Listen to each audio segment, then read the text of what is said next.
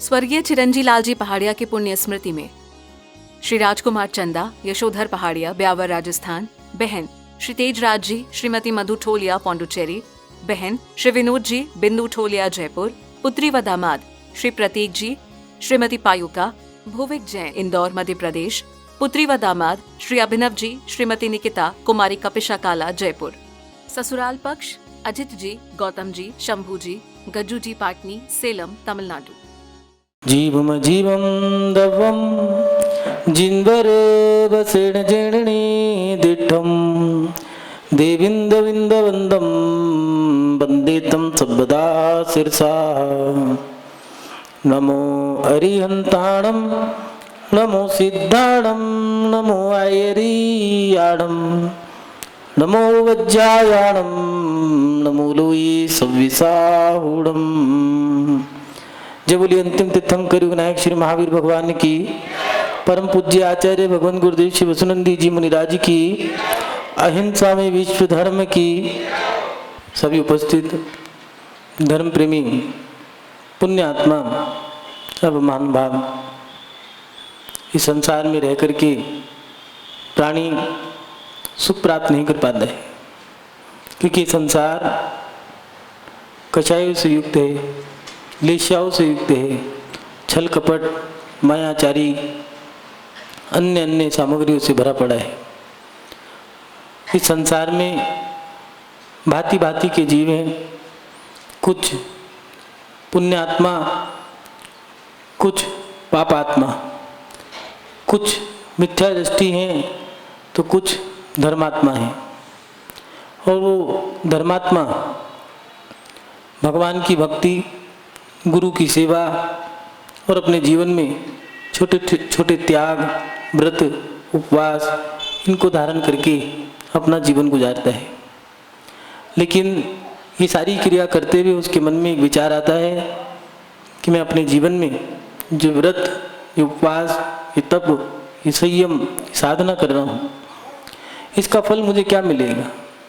मैंने जो जीवन काल में भूखा रह कर के अपना समय गुजारा है, अपना जीवन गुजारा है, इन व्रतों को धारण करके, उपवासों को धारण करके उनका फल मुझे क्या मिलेगा।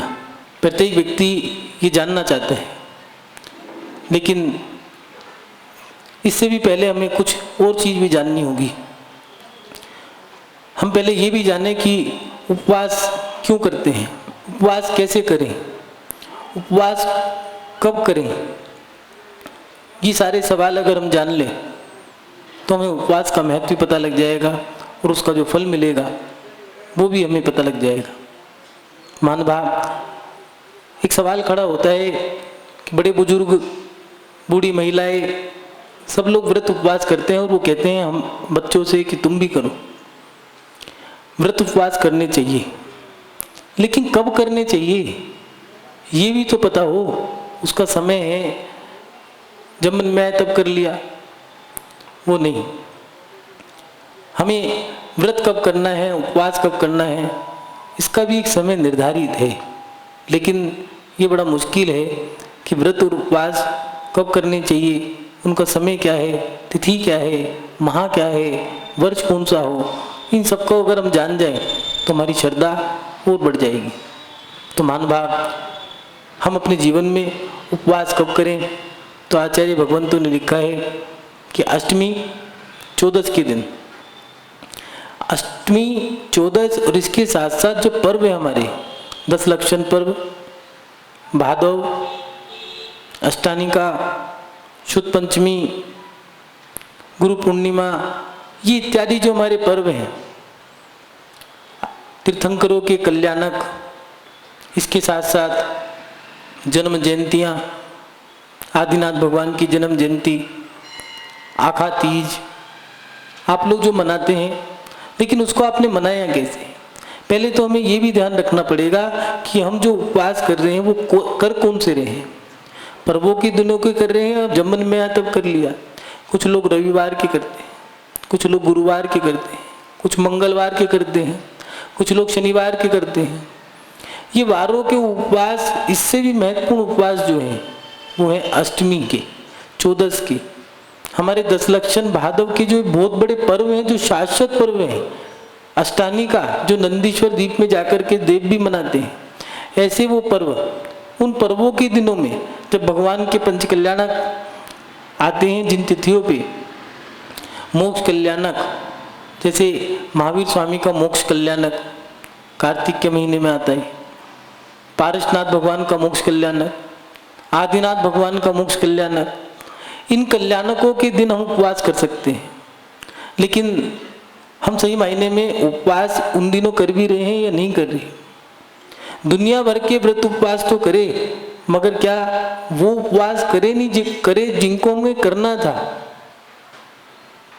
विचार करें, कुछ लोगों के तो तत्वार सूत्र के कर लिए, सहस्रनाम के कर लिए, 10 तत्वार सूत्र के थे, 11 सहस्रनाम के थे, 35 नमोकार के थे, 48 भक्तांबर के थे, 64 रिद्धि के थे, 148 कर्मधेन के थे, 256 नमोकार मंत्र के बड़े वाले थे, 1008 भगवान के नाम वाले कर लिए, 1234 की संख्या भी पार कर ली। लेकिन क्या आप लोगों ने जो व्रत उपवास किए हैं उनमें पर्वों के उपवास किए या नहीं किए? बाकी के तो सारे उपवास कर लिए, व्रत कर लिए, लेकिन जो पर्व हैं अष्टानी का, भादव, 10 लक्षण, उसमें आप बाजार का भी खा रहे हो।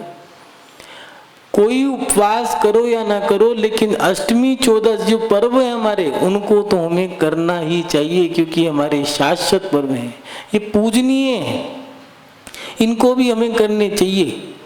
और कुछ लोग ऐसे हैं कि व्रत करना है, उपवास करना है, हमने तो कर लिए, अब नीचे वाले जो नई पीढ़ी आई है उनसे भी कराने हैं, जबरदस्ती उपवास कराने हैं। कई उपवास तो ऐसे हैं, कई लोग ऐसे हैं जिनको उपवास नहीं करना, जो कई उपवास ऐसे हैं जो हमें नहीं करने, हमारा मन नहीं है, हमारी सामर्थ्य नहीं है, लेकिन करने पड़ेंगे। शादी के बाद कुछ रस्में होती हैं, उसमें भूखा रहना है तो रहना पड़ेगा, ये उपवास नहीं है। अष्टमी और 14 के उपवास तो हमें करने ही चाहिए, क्योंकि हमारे शाश्वत पर्व हैं। और उसके साथ साथ आप लोगों के 3 10 लक्षण पर्व आते हैं, 3 अष्टानी का पर्व आते हैं, क्या उसमें आपने व्रत उपवास किए नहीं किए? कुछ लोगों ने गिनती बढ़ाने के लिए 10 उपवास, 11 उपवास, 35 उपवास, 38 उपवास, 48 उपवास, 35 उपवास, 64 उपवास, 108 उपवास, 148 उपवास, 256 उपवास, 1008 उपवास, 1234 उपवास, ये सारे के सारे उपवास उन्होंने गिनती बढ़ाने के लिए कर लिए हैं। लेकिन उन गिनतियों में आपने पर्व के किए या नहीं किए? उपवास का तरीका तो यही है कि उपवास कितने भी करो, लेकिन पर्व के उपवास नहीं छूटने। कब करने चाहिए? पर्वों के दिनों में हमें उपवास करने चाहिए। दूसरा, क्या करें और क्या ना करें उपवास में? उपवास में हमें क्या क्या नहीं करना चाहिए, ये भी तो हमें जानकारी हो। उपवास के दिनों में आचार्य भगवंतों ने लिखा है, उपवास अगर कर रहे हो तो हम पहले तो कुछ चीजों से सावधानी बरतें, जैसे सजना जजना।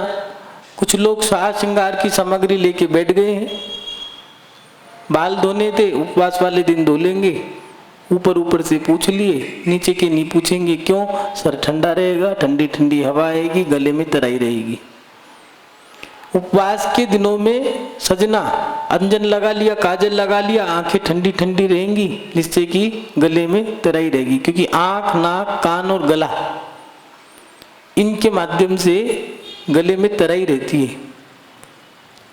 अंजन लगा लिया, बालों को धो लिया। कुछ लोग उपवास के दिन में, और दिन तो 10 मिनट नहाने में लगते हैं, अब 2 घंटे लग रहे हैं, टब भरा उसमें लेटे पड़े हैं। तो उपवास के दिन में नहाना नहीं चाहिए। श्रृंगार की सामग्री, मेहंदी लगा ली उपवास में, क्यों? ठंडी होती है, थोड़ा सा ठंड पहुंच जाएगी। क्यों भैया? आपकी जब सामर्थ्य नहीं है तो फिर आपने उपवास किया क्यों? पहले ही दिया है, कीजिए शक्ति अनुसार, जितनी तुम्हारी शक्ति है उतना आप धर्म करें। उससे ज्यादा करोगे तब भी और उससे कम करोगे तब भी, दोनों में अतिचार लगा है। हमें ये भी जानना होगा कि, और ये जानने के साथ साथ ये भी मानना होगा कि हमने गलती करी है, उसको सुधारना होगा।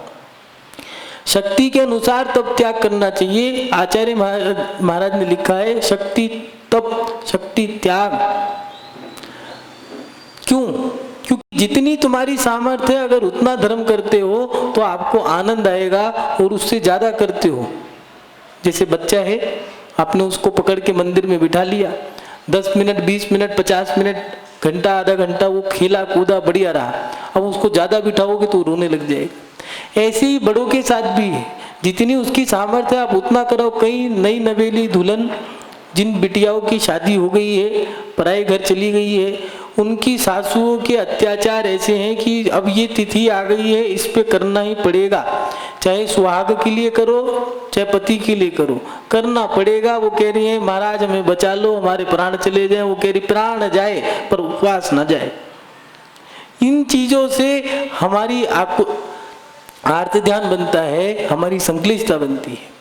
कुछ लोग उपवास के दिन में घूमने निकल जाते हैं। चलो एक काम करो, उपवास है, रिश्तेदारी की रिश्तेदारी निपटा जाएंगे, कुछ खाना पीना पड़ेगा नहीं, बैठना कुछ पड़ेगा नहीं, 2 मिनट शक्ल दिखा के आ जाएंगे। और जाके वो कहेंगे बैठ जाओ, तो कह देंगे भैया आज हमारा उपवास है, हम तो आ गए। और ऐसा अनोर हो गया, उपवास के दिन में आए भैया। तो ये उपवास के दिनों में खेती करना, व्यापार करना, दुकान पे बैठे हैं, चलो वहां पर टाइम कट जाएगा। भाई उपवास कर रहे हो, तुम काट रहे हो, कर क्या रहे हो? सुबह बैठे थे सजने, सजे जा रहे हैं, सजे जा रहे हैं, मेहंदी लगा ली है, बाल श्रृंगार कर लिए हैं, वो नई नई वो सामग्री आती है सूंघने की, चंदन, ड्यू, परफ्यूम, अब उसको डाल रहे हैं, अच्छा लग रहा है, वो ठंडा है, वो डालो वो डालो, डाले जा रहे हैं डाले जा रहे हैं। उपवास करा है कोई नाटक कर रहा है? कुछ लोग तो ऐसे हैं, चलो एक काम करो, थैला उठाया, मॉल चलते हैं, मॉल में चले जाएंगे, वहां पर एसी लगा है, एसी की हवा खाने को मिल जाएगी, अपने यहाँ तो पंखा भी नहीं है। अब वहाँ थैला लेके गए, बढ़िया से सूट बूट पहन के चले गए। अब वो मॉल वाले सोच रहे हैं कि ये तो बहुत सारा कुछ सामान खरीदेंगे, थैला भी लेके आए। अब उन्हें पता नहीं ये तो खा के उड़ जाने, ठंडी ठंडी जो हवा है वो खा के चले गए, लिया कुछ नहीं, दिया कुछ नहीं, ना 3 में ना 13 में, खामा खामे भीड़ बढ़ाने के काम आए। ये सब चीजें हमें नहीं करनी है। खेती नहीं करना, व्यापार नहीं करना है, हमें सजना नहीं है, स्नान नहीं करना है, ये नहीं करना। कुछ लोग व्रत उपवास के दिन मेहंदी जानबूझ के लगाते हैं। सो गए, चलो आधा दिन सो के गुजर गया, रात सो के गुजर जाएगी। भैया जब उपवास नहीं हो रहा था तो क्या जरूरत थी? किसी ने तुम्हें, ब्रह्मा जी ने आके गई थी कि तुम उपवास करो, किसी देवता ने आके गई तुमसे उपवास करो, उपवास कर दिया फिर एहसान कर दिया क्या? अगर मान लो कोई काम आपने सामग्री उठा दी है तो यहीं रखी है तो यहीं रखी रहेगी। किसी ने कहा उठा दो, मेरा तो उपवास। बैठना है तो कुर्सी ला के दो, क्यों? मेरा उपवास। अगर टीवी चलाना है तो रिमोट भी हाथ में दो, क्यों? मेरा उपवास। और माँ भी कह रही है ए बेटा इसका उपवास है, ए बेटा इसकी मदद कर दे, ए बेटा। अरे भैया उपवास करा है, कोई कोमा में थोड़ी ना है वो। हमें ये भी ध्यान रखना होगा कि हम उपवास कर रहे हैं, हमें करना क्या है। आचार्य भगवान ने दिया है 6 षट आवश्यक क्रिया जो है, 6 की 6 सारी की सारी क्रिया हमें करनी होगी। और उपवास करना है, सामर्थ्य है तो करो। 6 क्रिया भी नहीं छूटनी है। जो 6 घंटे सो गया है, 8 घंटे रात को सो गया है, 14 घंटे जिनने सो के गुजारे हैं, अब उसने 6 क्रिया कौन सी करी? क्या उपवास वाले दिन मंदिर गए? कुछ लोग पूछते हैं महाराज जी उपवास तो कर लिया, भगवान की पूजा करनी जरूरी है क्या? जो अभिषेक करने आए या नहीं आए, सुबह उठ के पानी पी लें क्या? तो तुम्हारे प्राण जा ही रहे थे, क्या जरूरत थी? आप एक आसन कर लेते। उपवास करने को किसने कहा? सामर्थ्य नहीं थी तो क्यों किया? याद रखना, जैन धर्म जबरदस्त है लेकिन जबरदस्ती का नहीं है। कुछ लोग जबरदस्ती उपवास करते हैं, वो गलत है। उपवास के दिनों में सजना नहीं चाहिए, खेती नहीं करनी चाहिए, व्यापार आदि की जो क्रियाएं ये नहीं करनी चाहिए, स्नान आदि, घूमना, सजना, ये सारी क्रिया नहीं करनी चाहिए। और उसके साथ साथ तो करें क्या, ये सवाल खड़ा होता है।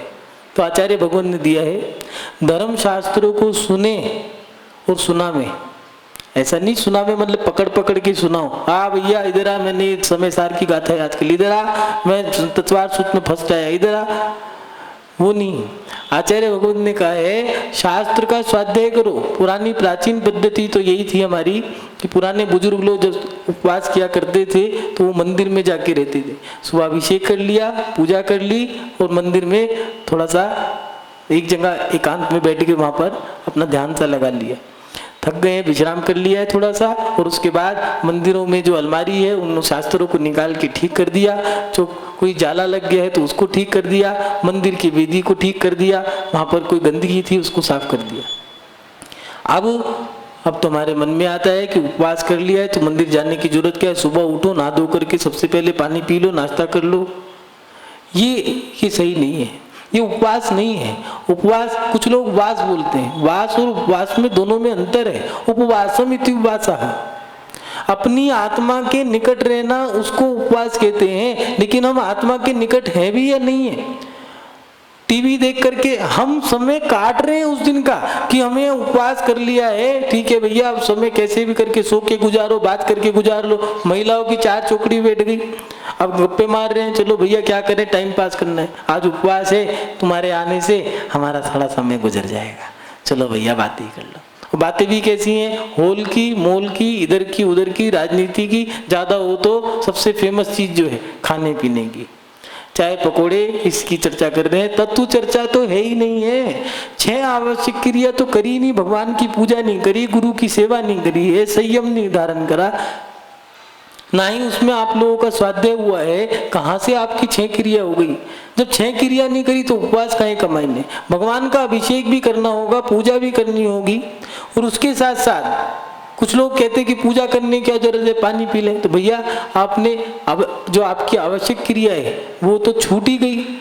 ऐसा उपवास किस काम का जिससे हमारी क्रिया ही चर्या छूट जाए, वो उपवास नहीं है। मानो भाव, उपवास के दिनों में हमें ये सारी क्रियाएं नहीं करनी है जो आचार्य भगवान ने दी है कि नहाना, सजना, संवरना, घूमना इत्यादि क्रिया। और करना क्या है तो वो कह रहे हैं शास्त्रों का, धर्म के जो शास्त्र हैं वो, और उसके साथ साथ जो धर्म है उन दोनों को करना होगा। खुद पीवे और पिवावे माने स्वयं शास्त्र का अध्ययन करे, जिनवानी का पान करे। और अगर कोई व्यक्ति शास्त्र नहीं पढ़ पा रहा है, कुछ बूढ़ी महिलाएं जिनकी आंखें मुंदिया गई हैं, अब दिखना थोड़ा सा कम हो गया है, उनके लिए आपने शास्त्र सुना दिया। ये कुछ लोग पकड़ पकड़ के सुनाते हैं, अपनी गाथाएं सुनाते हैं, अपने अहंकार की पुष्टि करते हैं, उससे तो अहंकार की पुष्टि होती है। दूसरे के स्वाध्याय में मदद कर देना, पहले तो परंपरा यही थी, मंदिरों में गद्दियां लगी हुआ करती थी, भट्टारक हुआ करते थे, नहीं तो हर स्थानीय समाज में विद्वान हुआ करते थे शास्त्री, और वो लोग सुबह और शाम, कहीं कहीं जगह तो सुबह दोपहर शाम 3 जगह स्वाध्याय होता था। और स्वाध्याय के समय सब लोग चले जाया करते थे, उनसे वो सुनाते थे, सुनते थे, हाल ही जो सवाल खड़े होते थे उनसे पूछा करते थे। और आज परिस्थितियां कैसी हो गई हैं, हमारे तो स्वाध्याय ही बंद हो गए हैं। जो बातें कभी मुनि महाराज से कभी करते नहीं थे, अब वो जिज्ञासा पूछते हैं। एक ने तो यही पूछ लिया, महाराज जी कितने बच्चे करने चाहिए? ये सारी चीजें सब सवालों के जवाब हैं। ये जानते हैं, ये सही है कि सवाल खड़ा हुआ है तो जवाब भी है, लेकिन हर जवाब हर जगह नहीं मिलते हैं। हमारी छोटी छोटी जिज्ञासाएं, कैसे व्यापार करना है, घर कैसे चलाना चाहिए, छोटी छोटी शंकाएं, छोटे छोटे सवाल उस स्वाध्याय से पूरे हो जाते थे, लेकिन अब हमने वो बंद कर दिया। महानुभाव, उपवास के दिनों के विशेष क्रियाएं जो हैं वो यही हैं कि मंदिर में जाकर के हम अपने निकट पहुंच जाएं, अपना धर्म ध्यान ईमानदारी से करें। कुछ लोग धर्म को करें कैसे करते हैं? 4 प्रकार के आहार का त्याग करके उपवास होता है। उपवास 4 प्रकार के आहार का त्याग, 4 प्रकार के आहार दिए हैं, स्वाद्य, खाद्य, लेह और पेय। 4 प्रकार के आहार का त्याग करना है। कुल्ला कर लिया है, बस अब अगले दिन जब भगवान के दर्शन कर लेंगे 24 घंटे बाद हम आहार करेंगे, पार न करेंगे। लेकिन कुछ लोगों ने उपवास की सारी क्रियाएं बदल दी हैं। उपवास भी 3 प्रकार का दिया है, उत्तम, मध्यम, जघन्य। उनमें दिया है चारों प्रकार के आहार का त्याग करना उपवास। पानी लिया है तो मध्यम, उत्तम उपवास, मध्यम व्रत आ गया है, और जघन्य एक टाइम भोजन, एक टाइम फलाहार। ये और कुछ लोगों ने तो ऐसे उपवास करना शुरू कर दिया है। एक से पूछ लिया किसी व्यक्ति ने कि भैया आपने 32 उपवास किए, धन्य हैं आप, 16 कारण के 32 उपवास कर लिए, कितनी साधना है। लोग चरण छू रहे हैं, गले में माला डाल रहे हैं, वो 32 उपवास किए हैं, जय जय जयकार लग रही है उसकी। पूछ लिया कैसे करते हो, हमें भी करने हैं। कुछ नहीं, हम तो पूरे दिन मंदिर में बैठे रहते हैं बस। ओहो कितने धर्मात्माएं हैं, धन्य हैं ये तो। क्या करते हैं मंदिर में, सुबह आ गए, अभिषेक कर लिया, भगवान की पूजा पाठ कर ली, बस। फिर क्या करते, कुछ नहीं, मंदिर में जो कमरा है उसमें सो जाते, लेट मार लेते। ऊपर वो जो धोती दुपट्टे टंगे हैं वो थोड़ा ठंडा रहता है, पंखा चला लेते हैं तो अच्छी नींद आ जाती है, और फिर प्यास वगैरह नहीं लगती। कुछ नहीं, हम तो कुछ नहीं लेते, बस एक पानी पी लेते हैं थोड़ा सा, उस पानी में जरा सा बूरा डाल लेते हैं, बूरे के साथ साथ थोड़ा सा बादाम और थोड़ा सा मुनक्का, बस ज़्यादा नहीं, थोड़ा सा उसमें पिस्ते वो डाल लेते हैं बस। हाँ, और थोड़ा सा वो अखरोट, और उसके साथ साथ वो खसखस के जो दाने हैं वो डाल लेते हैं, और जो धुलिया जी खांड जो आती है गुड़ की, वो बस, ज़्यादा तो कुछ नहीं लेते हैं, बस उसको घोल के, और उसमें थोड़ा सा पिस्ता और ये चिरौंजी वगैरह ये डाल लेते हैं, सारी मेवाओं का पेस्ट बना के। ज़्यादा नहीं करते, और वो भी ज़्यादा नहीं लेते हैं, मान ले 2-3 लोटे ही पी पाते हैं बस। और उसमें थोड़ा सा दूध डाल लेते हैं। हमारी दादी कहा करती थी कि दूध संपूर्ण आहार होता है, तो दूध और डाल लेते हैं। ऐसे करके भैया 32 उपवास कर लेते हैं। महानुभाव, ये उपवास नहीं है, ये छल कपट की क्रियाएं हैं। ये एकासन, कुछ लोग पानी भी पी लिया, जो मुनि महाराज करते हैं उस प्रकार से उपवास दिया है। चारों प्रकार के आहार का त्याग, ये उपवास माना जाता है। अगर इसको आप पानी पीने को भी आप उपवास मानोगे तो फिर तो मुनि महाराज भी पानी पी करके करें। अब मुनि महाराज ने पानी पी लिया, अगर वो उपवास कहें तो आप उनको मायाचारी कहो, और खुद पानी पी लिया तो उपवास ही कहो, ये गलत है। कुछ लोग दशलाक्षण, अष्टानिका इत्यादि तेला बेला करते हैं, और उसमें वो पानी लेते हैं, ठंडाई लेते हैं, उसमें वो उसको थोड़ा सुधार करें। सुधार ये करें कि वो उसको एकासन बोलें, उपवास ना बोलें। उपवास का मतलब यही है कि चारों प्रकार के आहार का त्याग। कुछ लोग बोलते करते तो व्रत हैं और बोलते उपवास हैं, और व्रत भी करते हैं तो एकासन भी करते हैं, तो एकासन की भी क्रिया है। कुछ लोगों ने एकासन की, देखो आप क्रिया कुछ भी करो लेकिन आगम से करो, आगम से करते हैं तो उसका फल बहुत अच्छा मिलता है। आज कुछ आतताई लोगों ने या कुछ दिखावा करने वाले लोगों ने आगम को, आगम के पन्नों को, आगम की क्रियाओं को उलट पुलट के रख दिया। समझ नहीं आता वो कर क्या रहे हैं। एक आसन कर रहे हैं तो चलो भैया एक आसन में भोजन भी कर लिया है, पानी पी लिया, सब कुछ कर लिया। अब एक काम करो बेटा, बाद में फिर भूख लगी आएगी, एक काम करो माँ उठ जाऊं क्या, नहीं यहीं लेट जा, बैठा रहे खंबे के सारे बैठा रहे, 1-2 घंटे बाद फिर प्यास लगेगी, अभी तो शाम होने में समय, दिन तो 7 बजे छिपेगा। बैठे रहो बैठे रहो, खाते रहो खाते रहो खाते रहो। जबकि दिया है उपवास के दिन भी, व्रत के दिन भी, अगर आपने जो रोज प्रतिदिन की क्रिया है, एक जो पेट है उसके भी 4 हिस्से किए हैं। गर्मी में 2 हिस्से पानी के, 1 हिस्सा भोजन का, सर्दी में 2 हिस्से भोजन के, 1 हिस्सा पानी का, और 1 हिस्सा 12 महीने खाली रहेगा। और उपवास के दिन दबा दबा के खा रहे हैं, कहीं प्यास न लगी है। अब ज्यादा खा लिया तो पेट पकड़ के रह रहे हैं और कह रहे हैं अब गला सूख रहा है। भैया जो तुमने खाए थे पकौड़े, कुछ लोगों की तो प्रक्रिया ऐसी है, 10 दिन के उपवास कर लियो, 11वें दिन समय देख रहे हैं, हाँ जल्दी कर ले, अरे ये हवन भी होगा क्या भैया, रहने दो, हवन करने की क्या जरूरत है, पारना भी तो करना है। पहले से फोन कर दिया रात को, सुनो वो दुकानदार को कि हम आएंगे, हमारी पकौड़ी चीले बढ़िया से तैयार रखना, और 4 लोगों को पहले बुला लिया, कल पारना है, यहाँ जाकर के हम पारना खोलेंगे, कहाँ पर, उस फलाने होटल में जाके। ये व्रत उपवास नहीं है। जो धर्मात्मा है अपने धर्म को बढ़ाने के लिए व्रत उपवास करते हैं। महानुभाव, हम अपने जीवन में क्या सही मायने में व्रत उपवास कर भी रहे हैं या नहीं कर रहे? आचार्य समन्वत स्वामी जी ने दिया है।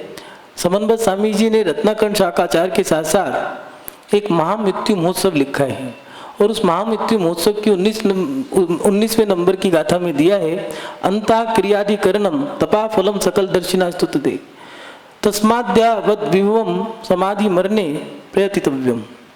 ये गाथा आचार्य समन्वत स्वामी जी ने रत्नाकंठ शाखाचार में भी दी है और यही गाथा महामृत्यु महोत्सव में भी दी है। महानुभाव, वो स्पष्ट लिख रहे हैं, सर्वज्ञ देव ने मरण समय संन्यास धारण करना ही तप का फल कहा है, इसलिए यथाशक्ति समाधि मरण के विषय में प्रयत्न करना चाहिए। अगर कोई व्यक्ति व्रत उपवास धारण कर रहा है, तपस्या कर रहा है, तो उस तपस्या का फल क्या है? तो जो समाधि मरण है, जो उत्तम मरण है, आप लोग पढ़ते हैं, धर्मात्मा निकट हो चर्चा धर्म सुनावे वे सावधान रखें गाफिल न होने पावे। ये धर्मात्माओं का मिलना, तुम्हारे मरण के समय में मुनि महाराज का मिलना, ये बड़ा दुर्लभ है। कुछ लोग कोमा में हॉस्पिटल में जाके मर जाते हैं, कोमा में रहते पड़े रहते हैं। कुछ लोग गाड़ी के नीचे आके मर जाते हैं, कुछ लोग ट्रेन पे बैठ के मर जाते हैं, कुछ लोग फांसी लगा के मर जाते हैं, कुछ लोग मंदिर में मरते हैं। लेकिन मुट्ठी भर लोग ऐसे हैं, लाखों करोड़ों में एक आदमी ऐसा मिलता है जो गुरु के चरणों में मरे। उन गुरुओं की प्राप्ति के लिए हम तपस्या करते हैं, हम साधना करते हैं कि हे भगवान, मरण समय में बस एक बार कुछ ही क्षण के लिए उन धर्मात्माओं का मुझे सानिध्य मिल जाए। धर्मात्मा माने जिनकी आत्मा में धर्म बस चुका है, उन्हें धर्मात्मा कहा। ऐसे वो निर्गंत धर्मात्मा जो मुनि है, उन अगर मुनि का सानिध्य प्राप्त हो जाता है तो हमारा नियम से मरण अच्छा होगा। उस अच्छे मरण के लिए हम व्रत उपवास करते हैं और उन अच्छे उपवास करने से, सम्यक उपवास करने से, ईमानदारी से जो उपवास किए जाते हैं, उसका फल ये है कि हमें मुनि का सानिध्य प्राप्त हो गया है और उन्होंने हमारा मरण करा दिया। महानुभाव, वो एक व्यक्ति व्रत का पालन करने से देव बन गया। एक नहीं सैकड़ों उदाहरण है। पुरुरावील कौवे के मांस का व्रत लिया था, उससे वो देव बन करके महावीर का जीवन के मोक्ष चला गया। महानुभाव, खदीर सागर भी उसने कौवे का त्याग का व्रत लिया और वो व्यक्ति महामंडलेश्वर राजा सैनिक बन करके आने वाले भव से मोक्ष जाएंगे पद्मनाभ तीर्थंकर बन के। एक नहीं बहुत सारे उदाहरण हैं जिन लोगों ने त्याग किया और व्रत धारण करने के बाद उन लोगों ने अपनी आत्मा का कल्याण करा। हमारे जीवन में हम जो व्रत उपवास धारण करते हैं, हमने अपने जीवन में जो तपस्या की है, उसका जो फल है वो में मुनि महाराज का सानिध्य, समाधि मरण, उत्तम सुगति में गमन और मोक्ष की प्राप्ति हमें व्रत धारण करने से मिलती है। मानवभाव, आप सभी लोग अपने जीवन में छोटे छोटे व्रतों को धारण करें, अपनी आत्मा का कल्याण करें। इन्हीं शब्द श्रृंखला के साथ मैं अपनी शब्द श्रृंखला को विराम देता हूँ। जय बोलिए परम पूज्य आचार्य गुरुदेव श्री वसुनंदी जी मुनिराज की, अहिंसा में विश्व धर्म की। स्वर्गीय चिरंजी लाल जी पहाड़िया की पुण्य स्मृति में श्री राजकुमार चंदा, यशोधर पहाड़िया, ब्यावर राजस्थान, बहन श्री तेज राज जी, श्रीमती मधु ठोलिया, पौंडुचेरी, बहन श्री विनोद जी, बिंदु ठोलिया, जयपुर, पुत्री व दामाद श्री प्रतीक जी, श्रीमती पायुका, भुविक जैन, इंदौर, मध्य प्रदेश, पुत्री व दामाद श्री अभिनव जी, श्रीमती निकिता, कुमारी कपिशा काला, जयपुर। ससुराल पक्ष अजित जी, गौतम जी, शंभू जी, गज्जू जी, पाटनी, सेलम, तमिलनाडु।